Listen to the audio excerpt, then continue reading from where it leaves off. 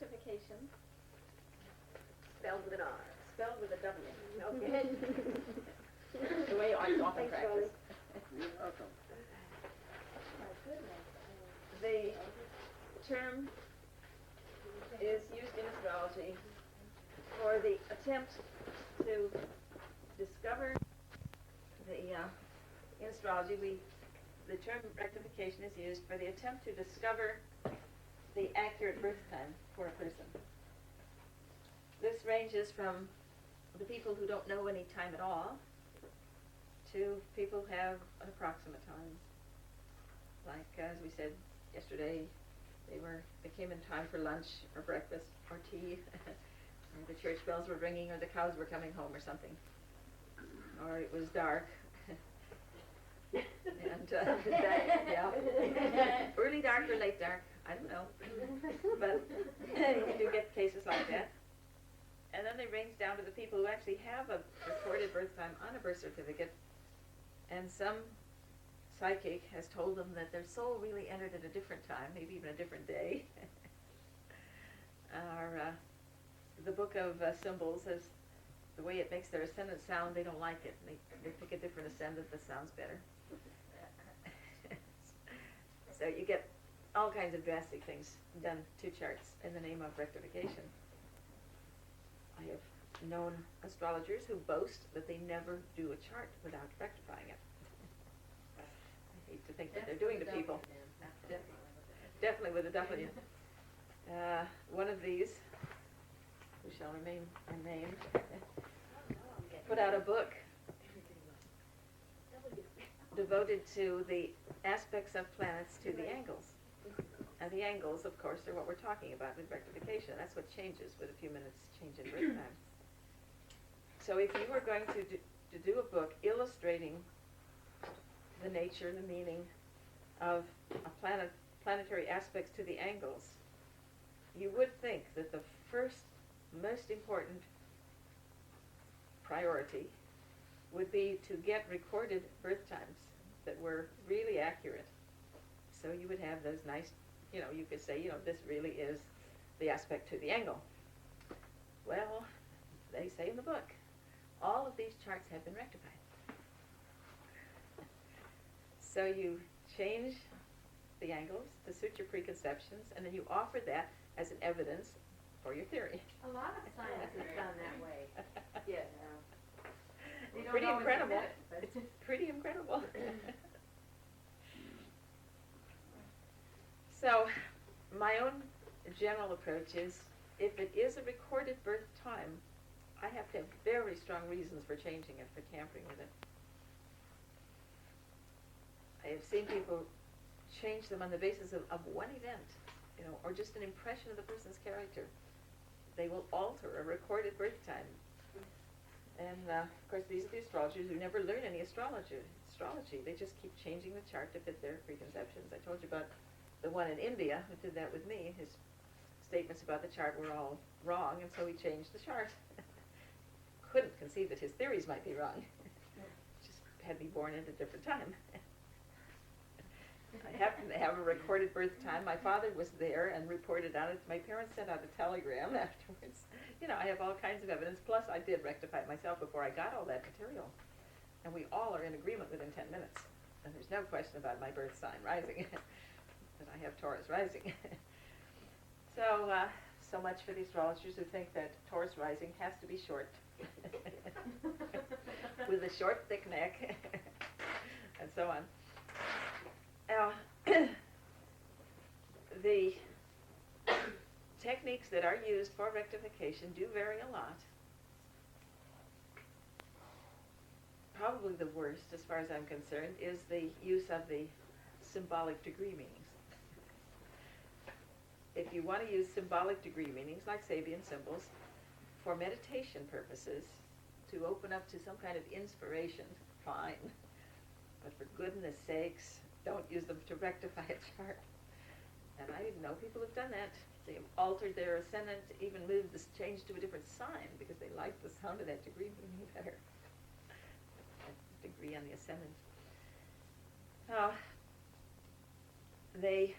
Another of the techniques is to take one event and rectify with one event. That is almost equally ridiculous. There are astrologers who say that the death of the father, there has to be this specific aspect in the chart. There can be any number of different aspects that are equally appropriate for that event. The progressed midheaven is often quincunx something in the chart, or maybe opposite, or may have some stress aspect to Saturn. There are any number of varieties. The ascendant will often also aspect Saturn, or the ruler of the 10th house, or if the 4th house is father in this case, the ruler, one of the rulers of the 4th, or any number of other possibilities. There are just infinite varying possibilities that are equally appropriate. Physical appearance is also used commonly. Physical appearance is not trustworthy. I gave myself as an example. I have argued extensively with astrologers who insist I couldn't have Taurus rising. One chart that I often use as an example, this woman had been told by astrologers she had to have Cancer rising because she had a round face. When I did the chart, using techniques that I hope are dependable, at least some of the time they work, she turned out to have the moon near the ascendant. Same meaning, same potential. She could just as well have had the ruler of the ascendant conjunct the moon, or in Cancer, or in the 4th house, and still had the same meaning. Now, sometimes these kinds of things will give you a valuable clue.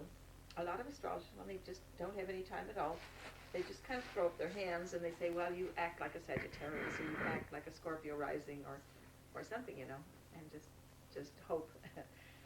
And once in a while they'll be right. One case that I have mentioned is I was in Chicago doing a workshop for a group there, and some private sessions, and this one woman wanted to be rectified. She'd been attending classes in this center for quite a while.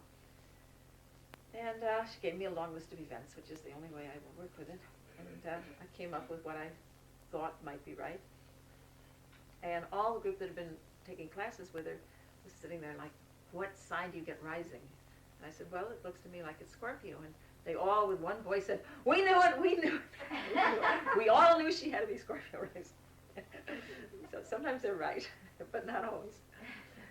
But you can't depend on it.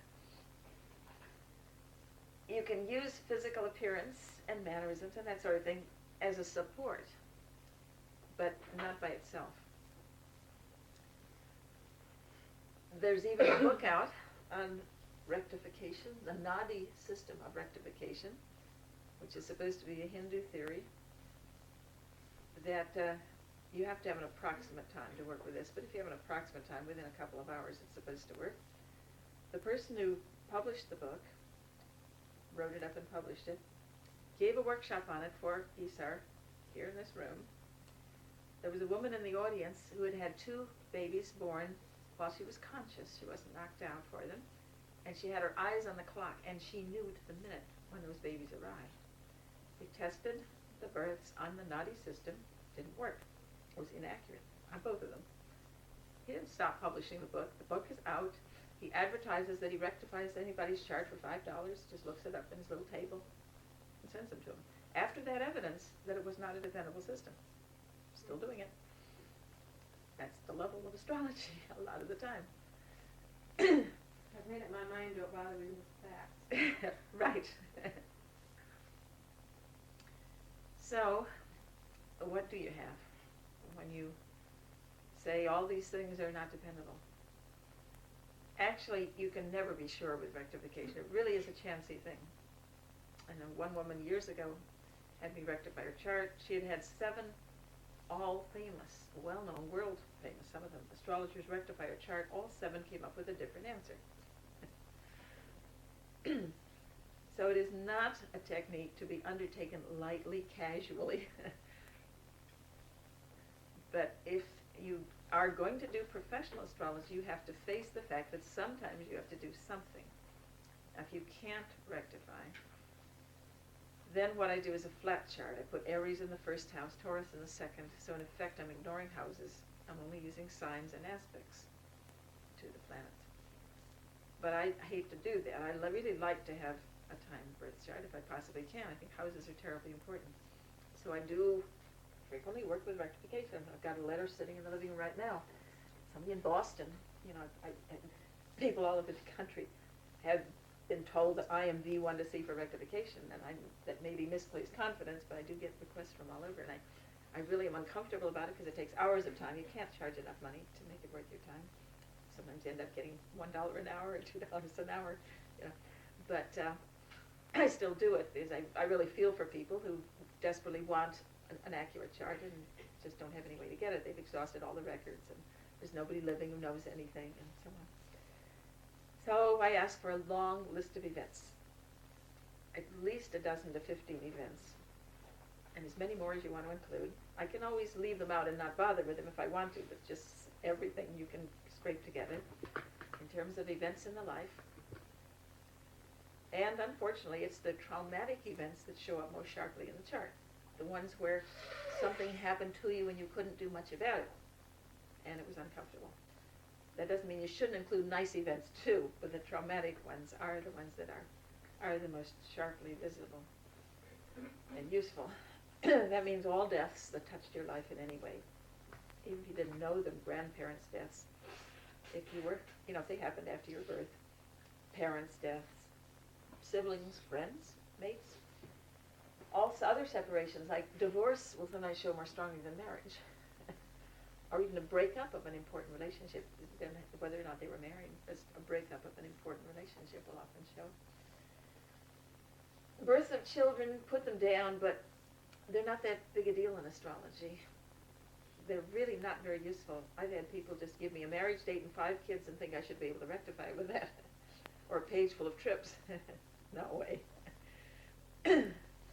So, children, any old aspect to anything ruling the 5th house. You can have a child. And so include them, but don't depend on them. I take them as a, late, way down the line somewhere, check them out. The first child may be more important because then you are changing status. You're becoming a parent for the first time. And if it was a difficult birth, if there was surgery involved, if you had a C-section, the child was sick, came in defective, then it's very important because that goes into the category of illnesses, surgeries, and accidents, and those are very useful events. When things happen to you and you were just stuck with it. Whether it had been unconscious stuff going on and it came out in that form. So collect all of the serious illnesses and accidents and surgeries. And then changes of residence, particularly the early changes of residence. The first time they moved may be real important. But all changes of residence can be useful because that's your 4th, 10th axis. And remember, what we're mainly dealing with is the angles of the chart. So health includes the ascendant, your ability to do what you want. If your health is impaired, you can't do that. You're functioning. Your action is impaired. And interpersonal relationships, 7th angle opposite ascendant. And home, 4th, and career, jobs, 10th. So those angles are the ones you're watching particularly. And you want changes of home and you want changes of job. Now again, if the person changed jobs every year, it's not going to be very helpful. If they change homes every year, if they moved all the time, then it's kind of futile. They just put down many moves, where almost yearly moves and so on. But there was a period when they moved a lot, and then a period when they were stable for a long time. That's important. If you can delimit those major chapters in the life.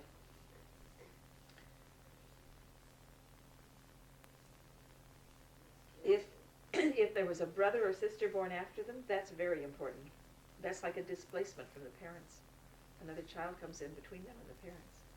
That often shows very sharply in a child.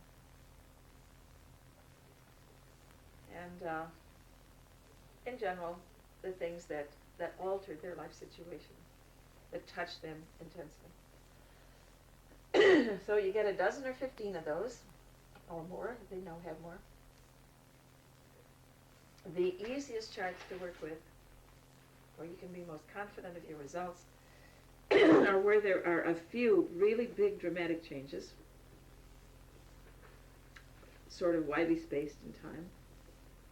The hardest to do are the people who've really never done anything. Their life is just real garden variety, stable, calm, nothing much happening. People who say, well, really nothing much has happened to me. My parents are still living. I really didn't know my grandparents. I got married. I stayed married. I had kids. We had a nice, stable home. I haven't done much outside the home. I had this little part-time job most of the time. And, nothing has happened. You really can't do anything with that kind of life. It's almost impossible to do a rectification. And the other extreme is the person who had something traumatic every year. There's never, you get a whole series of events and you get a whole series of aspects. You say, which one fits which. It could be any one of them. And what you're looking for is a best fit for this series of things in the chart and the series of events in the life.